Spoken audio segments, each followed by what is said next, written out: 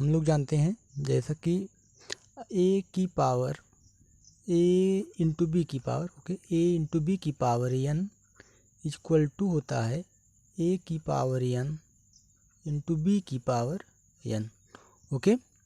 अगर हम यहाँ पे लिख देते हैं n equal to 1/2, if n equal to 1/2 then क्या हो जाएगा, ए बी की पावर 1/2 इक्वल टू ए की पावर 1/2 इंटू बी की पावर 1/2।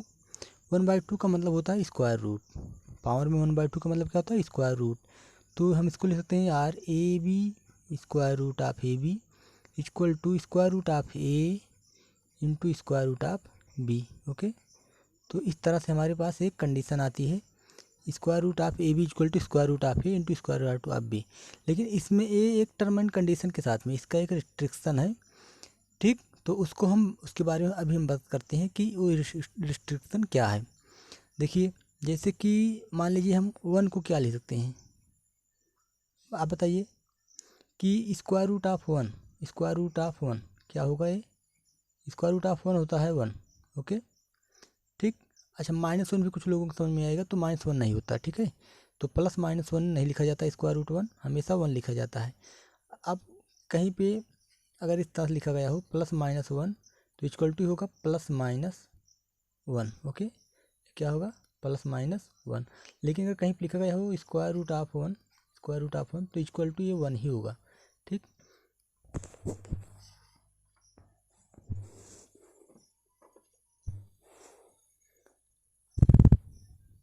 अब यहाँ पे देखिए इसको हम इस तरह इतना लिख सकते हैं।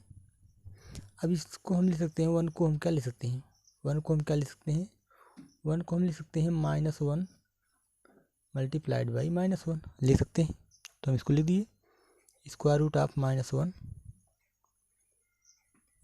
Multiplied by -1, okay, equal to, देखिए हम इसको अलग अलग कर लेते हैं, इसको हम अलग अलग कर देते हैं, square root of -1 multiplied by square root of -1 equal to हो गया स्क्वायर रूट ऑफ -1 का होल स्क्वायर, ओके।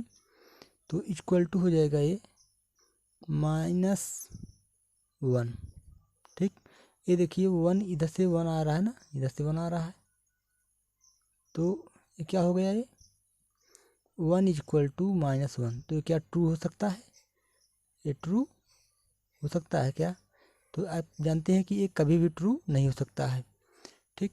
अच्छा दूसरा देखिए, दूसरा देखिए, अब इसमें आप बताइए एरर कहाँ पे, ठीक है, इसमें आप ढूंढ के बताइए कि एरर कहाँ पे है, ठीक है, इसमें ढूंढ के बताइए कि एरर कहाँ पे है। दूसरा देखते हैं, एक दूसरा दिखाते हैं आपको, इसी की जैसे है। आप 2 को क्या लिख सकते हैं, 2 को लिख सकते हैं 1 + 1, ओके, इक्वल टू आप लिख सकते हैं 1 plus square root of 1 equal to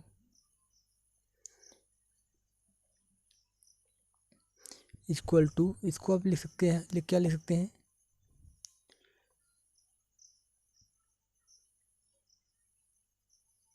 this is equal to 1 plus square root 1 equal to square root 1 equal to कितना आ रहा है, अभी देखिए आपका स्क्वायर रूट 1 जो है -1 आया है, ठीक है। अब इसको हम चाहे तो उसी तरह जैसे कर सकते हैं, स्क्वायर रूट में -1 इंटू -1 लिखेंगे, ठीक।